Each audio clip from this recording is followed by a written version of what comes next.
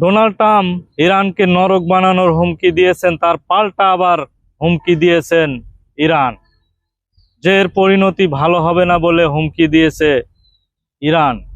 এদিকে ইরানের যে সামরিক বাহিনীর কেন্দ্রীয় খাতাম আল আম্বিয়ার মুখপাত্র, তিনি একটি বার্তা দিয়েছেন যে যুক্তরাষ্ট্র এবং ইসরায়েল যে আগ্রাসন শুরু করেছে, নতুন করে আর যদি কোনো আগ্রাসন শুরু করে তাহলে তাদের পরিণতি ব্যাপক ভয়াবহ হবে বলে হুমকি দিয়েছেন।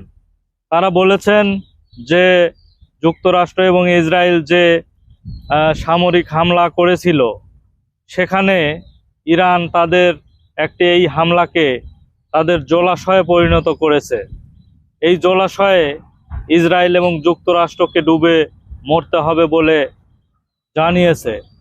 এদিকে আরেকজন যে খাতাম আল আম্বিয়ার মুখপাত্র লেফটেন্যান্ট কর্নেল ইব্রাহিম জলবগারি, তিনি আরেকটি হুমকি দিয়েছেন যে যুক্তরাষ্ট্র এবং ইসরায়েল যেভাবে আগ্রাসন শুরু করেছে, এই আগ্রাসন যদি আরও বৃদ্ধি পায় তাহলে এর পরিণতি আরও ভয়াবহ হবে বলে তিনিও একটি হুমকি দিয়েছেন।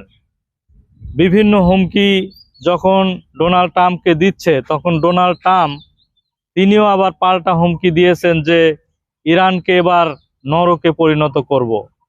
এর কারণ হিসেবে তিনি বলেছেন যে আমাদের যে তেলবাহী যে পথ, অর্থাৎ হরমুজ প্রণালী, এই হরমুজ প্রণালী যদি আমরা 10 দিন ইতিমধ্যে টাইম দিয়েছিলাম, কিন্তু সেই 10 দিন চলে গেছে, তাদের সামনে আর শুধু 48 ঘন্টা টাইম আছে এই ইরানের সামনে। এই 48 ঘন্টার মধ্যে যদি কোনো চুক্তি বা এই হরমুজ প্রণালী নিয়ে আমাদের সঙ্গে আলোচনায় না বসে এবং ওই হরমুজ প্রণালী দিয়ে আমাদের বাণিজ্যিক যে যাতায়াতের পথ যদি খুলে না দেওয়া হয়, তাহলে গোটা ইরানকে নরকে পরিণত করার হুমকি দিয়েছেন।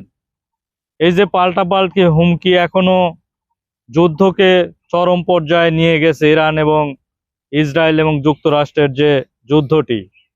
এখন শেষ পরিণতি আসলে কি হবে এটি নিয়ে এখন চিন্তার বিষয়, কারণ দিন দিন এই যুদ্ধের উত্তেজনা শুধু বেড়েই চলছে।